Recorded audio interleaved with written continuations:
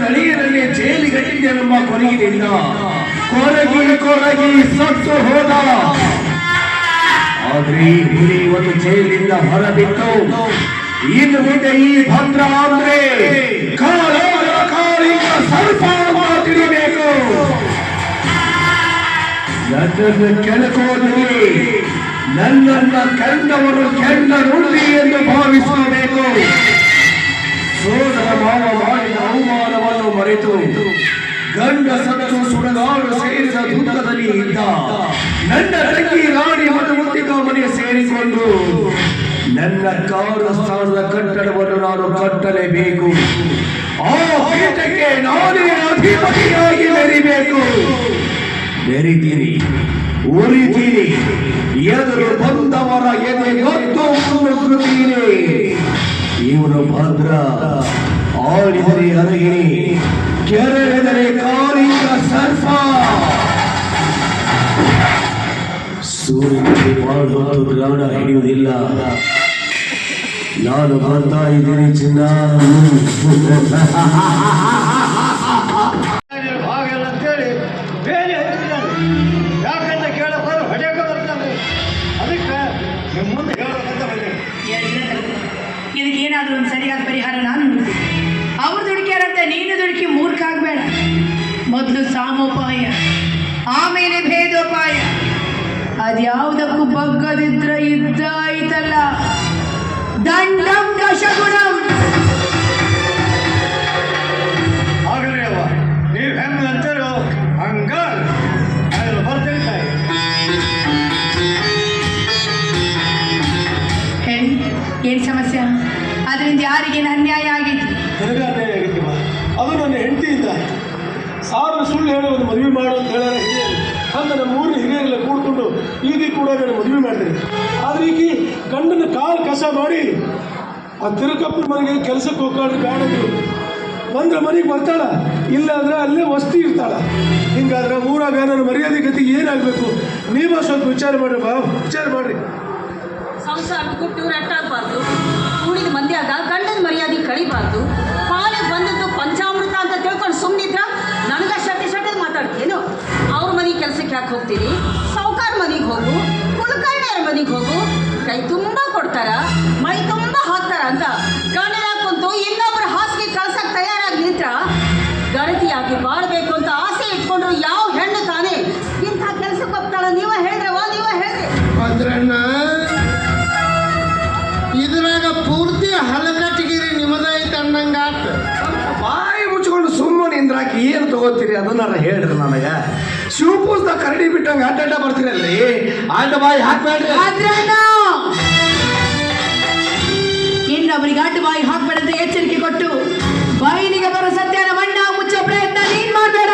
ಅಂದ್ರೆ ನಾವು ಕೂಡಿದ ಮಂದಿಯಾಗ ಪಂಚಾಯಿತಿ ಕಟ್ಟಿಯಾಗ ಹೆಂಡತಿಯಾದಕ್ಕೆ ಗಂಡನಿಗೆ ಕೊಡೋ ಮರ್ಯಾದೆ ಇದು ನಮ್ಮೂರಿನ ಸಂಸ್ಕೃತಿ ಅಂತೀಯ? ಉಗುಳುವ ಮಹಾ ತಾಯಿ ಗಂಡ ಇವರು.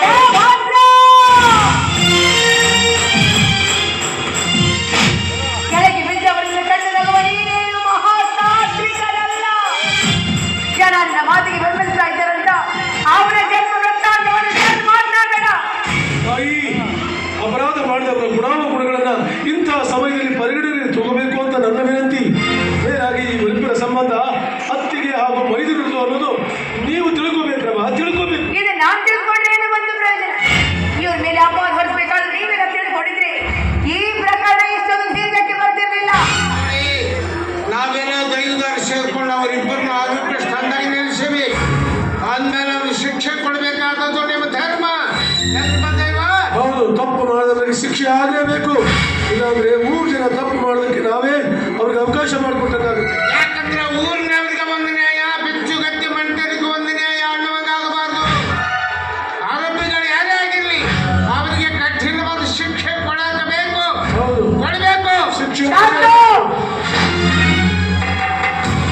ಸರಿ, ಹಾಗಾದ್ರೆ ನೀವೆಲ್ಲರೂ ಸೇರಿ ಇವರು ತಪ್ಪು ಮಾಡಿದ್ದಾರೆ ಅಂತ ಹೇಳ್ತಿರ್ಬೇಕಾದ್ರೆ ಇಲ್ಲ ಅಂತ ನಾನೇ ವಾದ ಮಾಡಿ ಕೊಡ್ತೀನಿ. ಇವರು ಮಾಡಿದ ತಪ್ಪಿಗೆ ಇವರಿಗೆ ಸರಿಯಾದ ಶಿಕ್ಷೆಯನ್ನೇ ಕೊಡ್ತೀನಿ. ಅಂದರೆ ಅಂದರೆ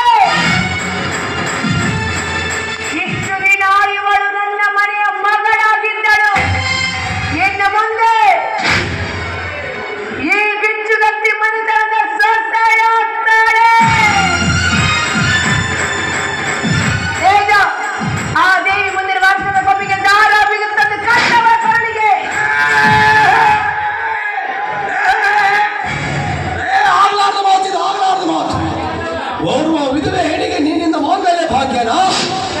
ಯಾಕೆ ಸಿಗಬಾರ್ದು? ಅವಳಿನ ಮನುಷ್ಯರಲ್ಲಿ ಉಪ್ಪು ಹುಳಿ ಖಾರ ತಿಂದಿಲ್ಲ. ಹೆಂಡತಿ ಸತ್ತ ನಂತರ ಗಂಡು ಮತ್ತೊಂದು ಮದುವೆ ಆದರೆ ಅದು ತಪ್ಪಲ್ಲ. ಗಂಡ ಸತ್ತ ನಂತರ ಹೆಣ್ಣು ಮತ್ತೊಂದು ಮದುವೆ ಆದರೆ ಅದು ನಿಮ್ಮ ದೃಷ್ಟಿಯಲ್ಲಿ ತಪ್ಪೇನು? ಆದರೆ ಇವನು ಇವಳ ಪಾಲಿಗೆ ಮೈದುನ. ಈ ಪರಿಜ್ಞಾನ ಅವರಿಬ್ಬರು ಅಡ್ಡದಾರಿ ತೋರಿದ್ದಾರೆ ಅಂತ ಹೇಳುವಾಗ ಎಲ್ಲಿಗೆ ಹೋಗುತ್ತೋ? ತಾಳಿ ಕಟ್ಟಲು ಮಾತ್ರ ಅಟ್ಟಿಗೆ ಮೈದಿನ ಸಂಬಂಧ ಅಡ್ಡ ಬರುತ್ತೆ. ಶಾರ್ಕ ಸಲ್ಲಾಪದ ಅಪವಾದ ಹೊರಬೇಕಾದ್ರೆ ಅಡ್ಡ ಬರೋದಿಲ್ವೇನು? ತಾಯಿ, ಮದುವೆ ಎನ್ನುವ ಪವಿತ್ರ ಬಂಧನವನ್ನು ಈ ರೀತಿ ಹಗುರವಾಗಿ ಕಾಣಬೇಡವಾ? ಸಾಕು.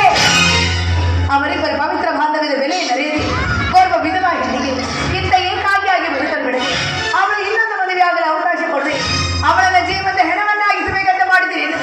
ಇಲ್ಲ, ನಾನು ಬದುಕಿರುವವರೆಗೂ ಅದೆಂದಿಗೂ ಸಾಧ್ಯವಿಲ್ಲ. ನಾನು ಬದುಕಿರುವವರೆಗೂ ಇವರಿಬ್ಬರ ಮದುವೆಗೆ ನನ್ನ ಒಪ್ಪಿಗೆ ಇಲ್ಲ. ನಿನ್ನ ಒಪ್ಪಿಗೆ ನನಗೆ ಬೇಕಾಗಿಲ್ಲ.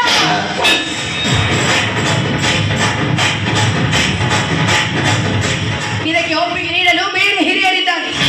ಪೂಜ್ಯ ತಂದೆ ತಾಯಿಗಳೇ, ಇಲ್ಲಿವರೆಗೆ ನಡೆದ ವಾದ ವಿವಾದವನ್ನು ಕಿವಿಯಾರೆ ಕೇಳಿದೆ.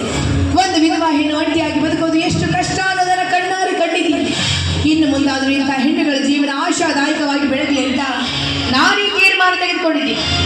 ನನ್ನ ತೀರ್ಮಾನ ಸರಿ ಅನಿಸಿದರೆ ಚಪ್ಪಾಳೆ ತಟ್ಟುವ ಮೂಲಕ ಒಪ್ಪಿಗೆ ಸೂಚಿಸಬೇಕಂತ ನಿಮ್ಮೆಲ್ಲರಿಗೂ ಕೈ ಮುಗಿದು ಬೇಡ್ಕೊಳ್ತೀನಿ.